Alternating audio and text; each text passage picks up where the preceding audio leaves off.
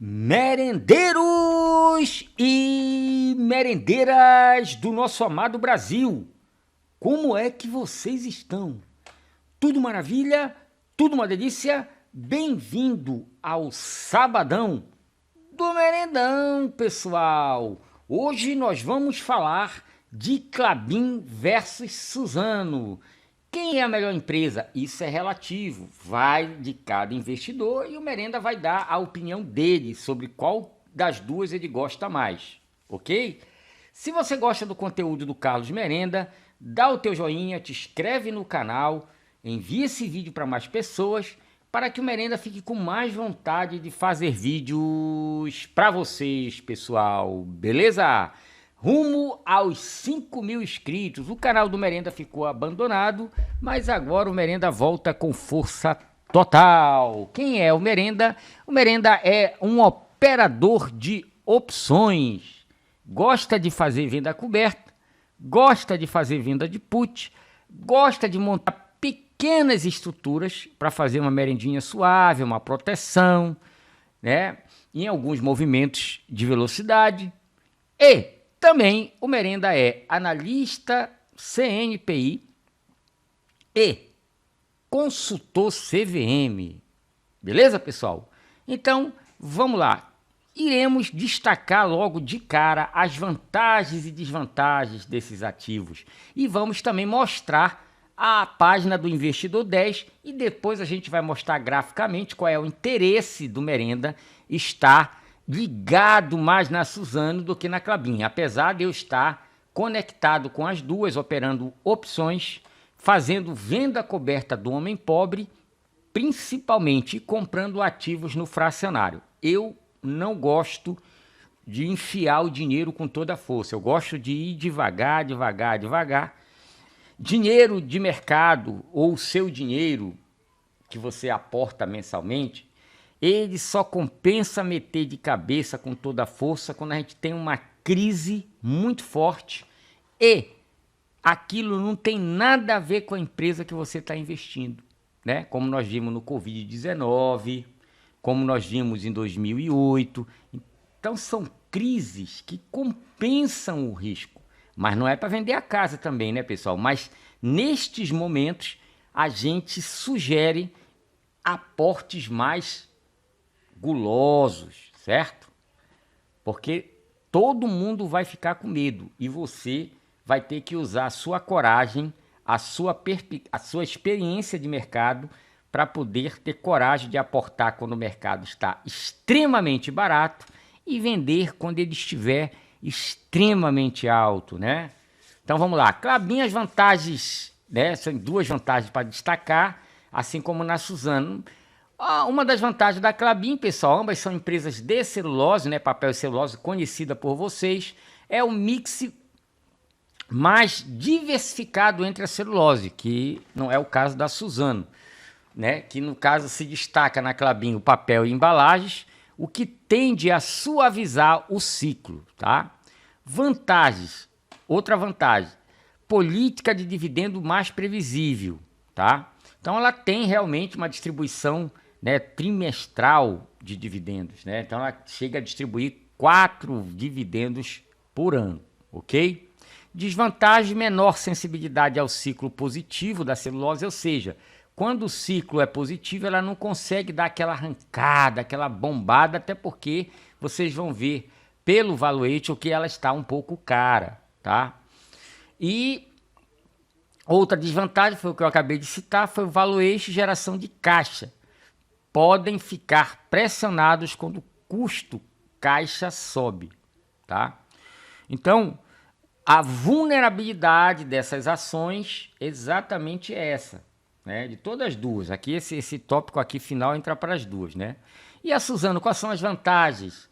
Maior alavancagem operacional ao preço da celulose, com cerca de 85% do EBITDA ligado à fibra curta, né? Então, ela tem um foco muito forte na fibra curta. Outra vantagem, maior geração de caixa em cenário de ciclo favorável e valuation considerado atrativo por casas de análise. Até por mim também tá na minha humilde opinião, está atrativo. Então perceba o seguinte, pessoal.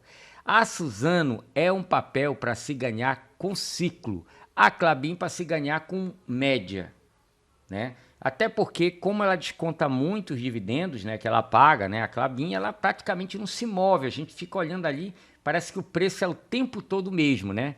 Fica ali naquela faixa de 17, 18, 19, 17. Aí vai ajustando no gráfico, vocês não percebem.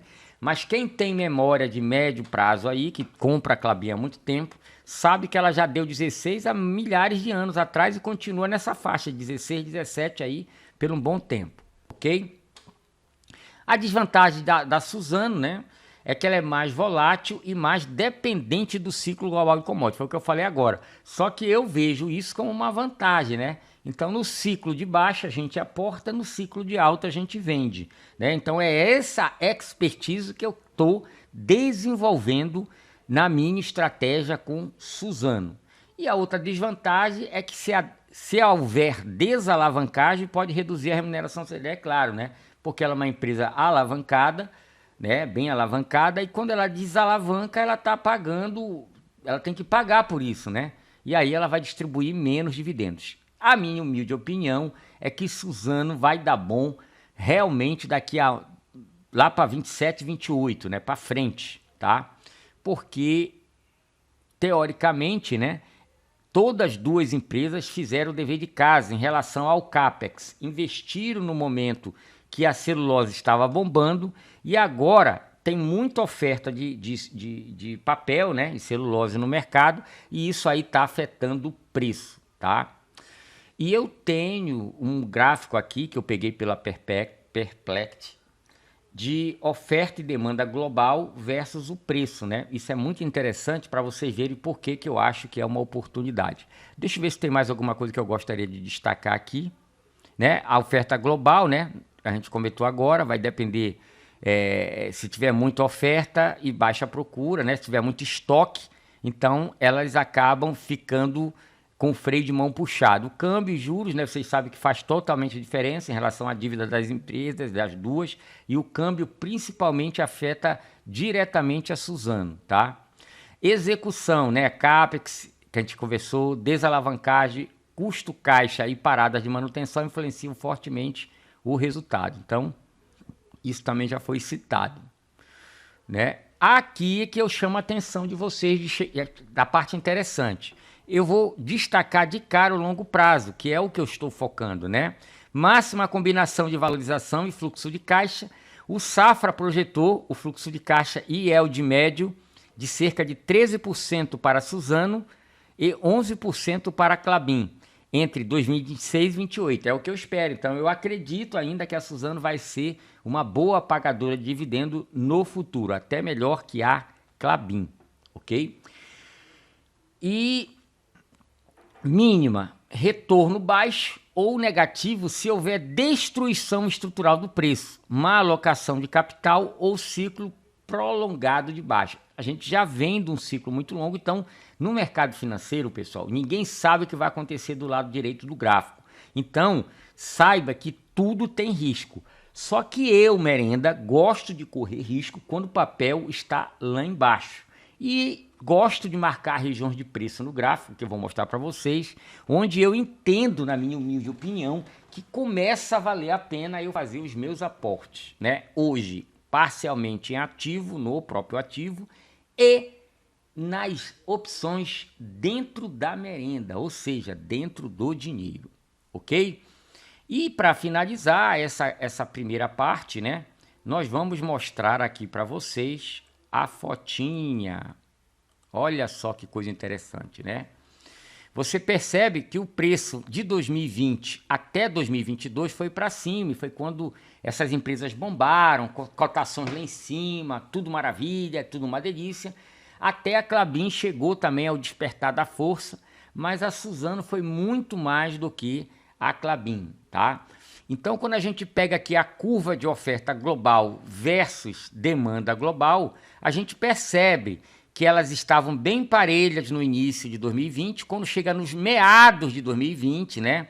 onde nós estamos falando de período de pandemia, onde se demanda muito papel, derivado do papel no resto do mundo, né? No mundo todo foi assim, né? A pandemia ajudou a Klabin e a Suzano. E aí a demanda global começou a ser maior do que a oferta. Você percebe que aqui pela linha, vamos ver aqui, ó, deixa eu dar um zoom aqui, para vocês perceberem pela linha aqui, ó. Esse ciclo maravilhoso, delicioso, saboroso, ele chega ao fim aqui no ano de 2022, onde começa a arrefecer, começa a não ter mais uma demanda tão grande por papel, né, celulose, e aí o preço começa a cair. Aqui está na base 10, a base 100, né? Então a gente vai citar os números, né? Saiu de 100 a 220 e de 220 bateu 120 aqui em 2024. E outro agravante, que a oferta começou a aumentar e a demanda começou a cair. E a lei da economia é clara, né? Quando a oferta é grande, a demanda cai, o preço automaticamente tem que virar compatível com a demanda. Então eu vou começar a ter estoque muito grande, vai ter países que vai comprar nessa baixa, esse ciclo de baixa, vai fazer estoque muito grande, e esse é um dos riscos, né, que nós temos com papel e celulose, das empresas aproveitarem para fazer estoques de longo prazo durante o período do ciclo de baixa do preço, né? E aqui, pessoal, olha que coisa interessante. A oferta, a partir de 2024, a oferta se mantém estável, né? Mas crescente, subindo bem devagar e suave, suave. E aí você olha um acréscimo de oferta, porém uma curva se inclinando para a demanda, aumentando. Aqui, ó, aumentando a demanda. Ó. Olha que legal. Nós estamos falando aqui de 2026. Então a perspectiva aqui para o ano de 2026, janeiro, fevereiro, março, abril e maio, tá? É que a demanda continue subindo. E aí a gente vai ter o equilíbrio, né, que é o aumento do preço, né? Então a gente pode ver que quando a demanda começou a aumentar, o preço começou a subir, voar, subir. Então quem sabe a gente não vai estar iniciando um ciclo, né, de maior demanda, o que vai ocasionar melhores lucros para essas empresas. Vale se adiantar que também o dólar prejudicou bastante, porque de 2024 para cá o dólar caiu mais de 20%, né? Então isso aí também afetou bastante o ganho das empresas de celulose, principalmente a Suzano. E olhando para cá, pessoal, olha que coisa interessante. Nós temos aqui também o valuation, né? E por que os analistas entendem que o valuation da Suzano está mais atrativo? Exatamente por aqui, ó. O preço está mais descontado, mais amassado. O PL 4,25, para quem não sabe, demonstra o quanto o mercado está disposto a pagar pelos lucros da empresa, ou seja, um PL de 2 significa que está pagando R$2 para cada R$1 de lucro líquido da empresa, né? Então, o cálculo é simples, preço atual dividido pelo lucro da ação. Então, aqui a gente tem um PL razoavelmente interessante, né? Ou seja, quase 5 anos para você tirar a sua grana, né, de volta. É subjetivo isso pra caramba, tá? Futuro ninguém sabe. Um PVP atual muito interessante, né, para Suzano, né? Quando ela tá lá nos 60, isso aqui vai a 2. Então aqui você tá pegando 1,10, daí isso não é interessante porque não é o foco ainda da Suzano pagar dividendo, ok? Quando a gente vai para a Klabin, a gente já se depara com números estranhos aqui, ó, extremamente fortes, né? Aqui um PL de 31, ou seja, bem puxado, um PVP de 2,42 e um DY que, na minha opinião, não tem nada a ver com o ciclo normal de pagamento de dividendo da Suzano, da Klabin.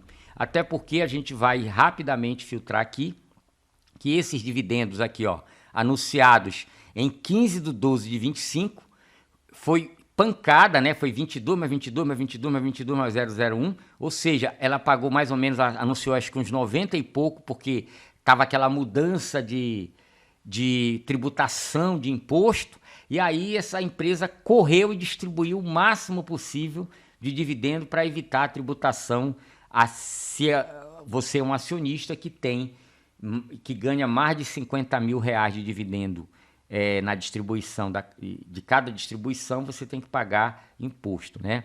Então, a gente sabe que o Barsi se safou aqui, né?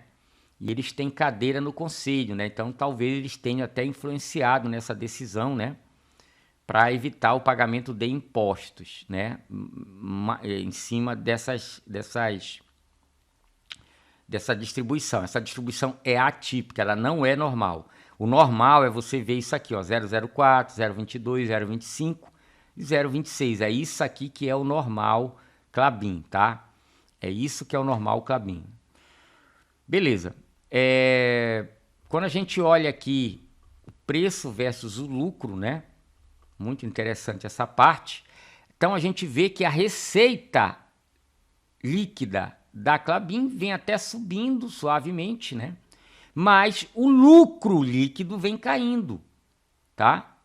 Ela entra na curva de ciclo, né? Praticamente, ela quando chega aqui em 2020, a gente viu lá que em 22 foi o ápice, ela conseguiu melhorar a receita dela aqui, ó, tá? Mas a Suzano, como sempre, né? Voltando a falar, a Suzano é mais agressiva. Quando a gente olha o ciclo aqui da Suzano, a gente vai observar que a Suzano está mais avantajada, né? Então ela tem aqui um buraco negro, né? Um prejuízo largo, né? Porque ela é grande, é proporcional ao tamanho da empresa. Como ela teve um lucro muito forte, né? Buscando todos os prejuízos que tiveram em 2020, ela resolve esse problema de prejuízo aqui, lucro aqui, caindo, né? Depois ela tem um prejuízo aqui e a parte desse prejuízo foi muito capex, né? Todo mundo sabe disso, aí vocês que acompanham os fundamentos da Klabin, não é a minha praia isso aqui, mas a gente vê uma retomada forte do lucro novamente e a gente vê claramente esses ciclos, né? Essas ondas senoidais aqui, que ela realmente se torna uma caçadora de ciclo, né? Então você vê que o ciclo é importante, como a gente comentou no início, né? Da apresentação. Então, ok.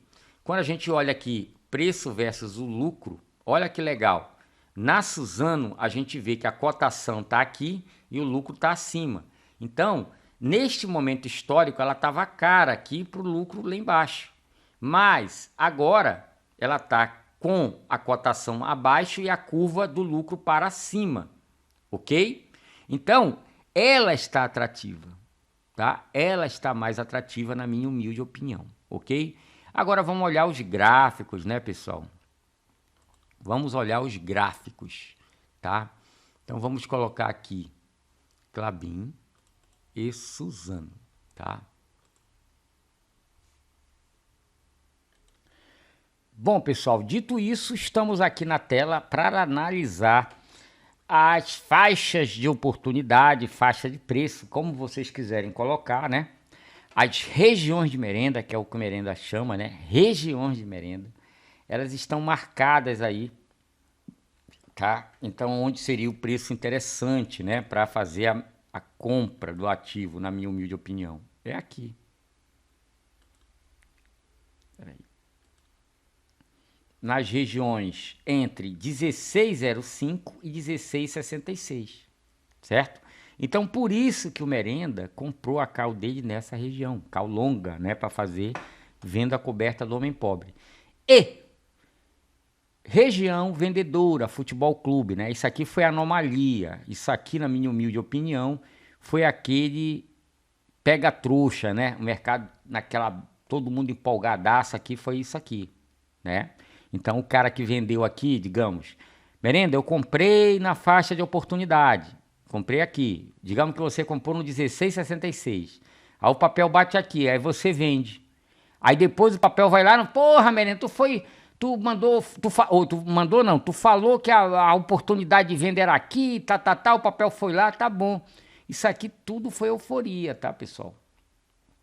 Aí você vê que o papel depois volta para dentro da base, depois perde essa base. Então, quando ele não fica muito tempo, significa que ele já está rejeitando o preço nessa região, né? Então, o mercado buscou liquidez aqui. Aqui foi a euforia e a liquidez do mercado está aqui. Mesma coisa na compra. O mercado bate nessa região de preço, ele rejeita essa abaixo dessa região e empurra o mercado de volta. Então, se eu estou comprado nessa região de preço, eu estou suave, suave, beleza?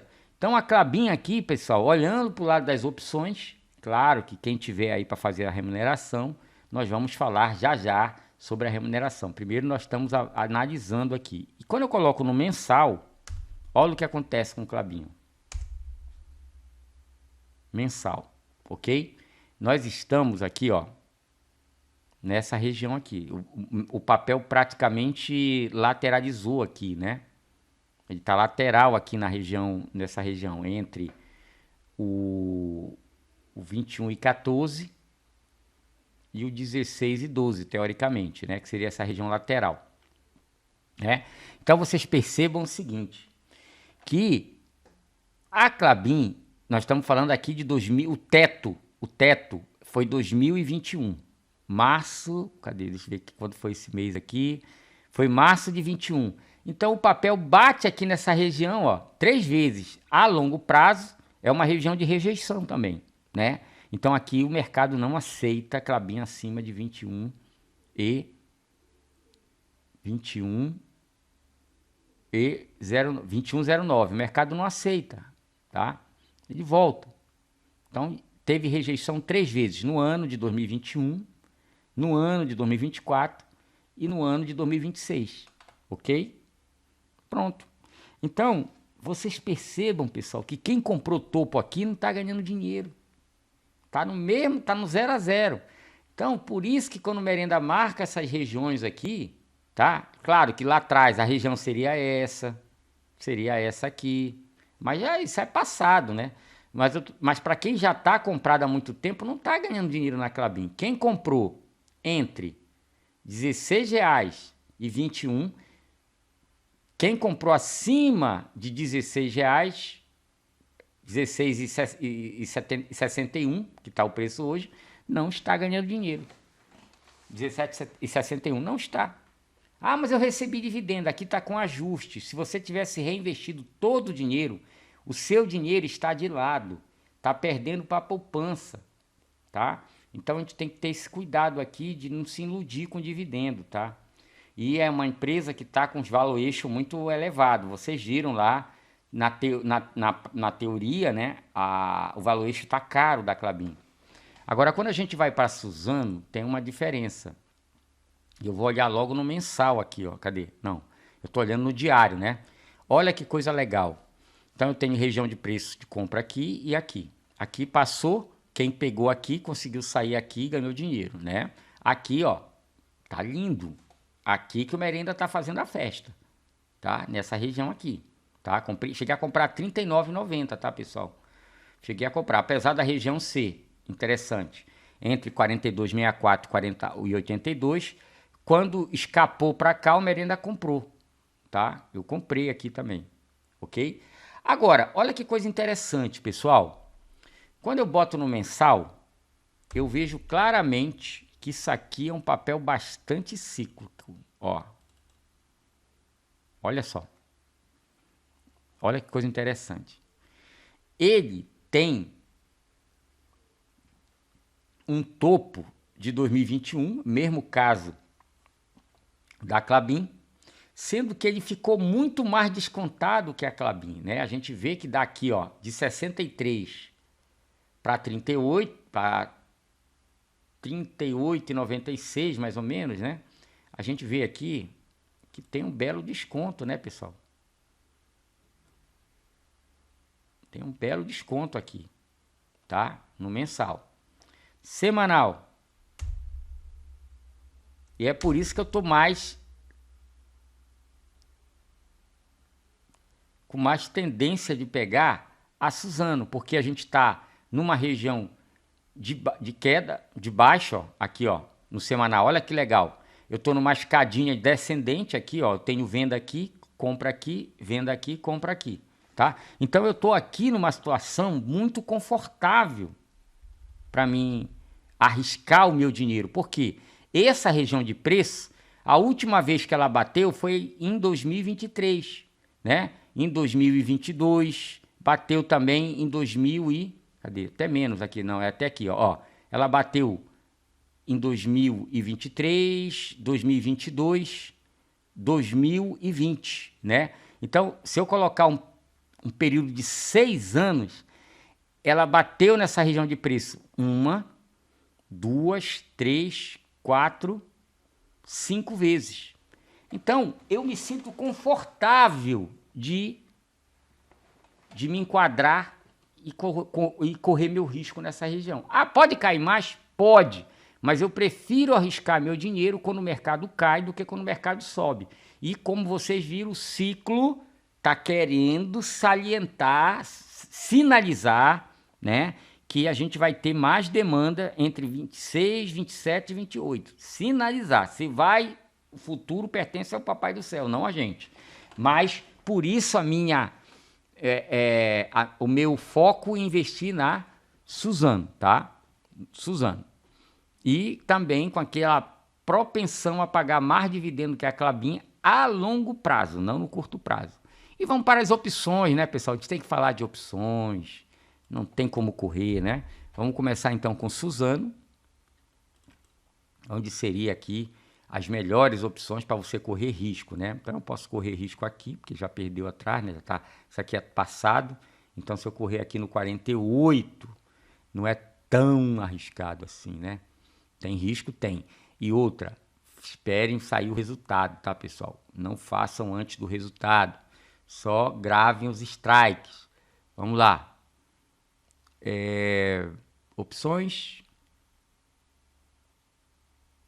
Estratégia de opções. Beleza?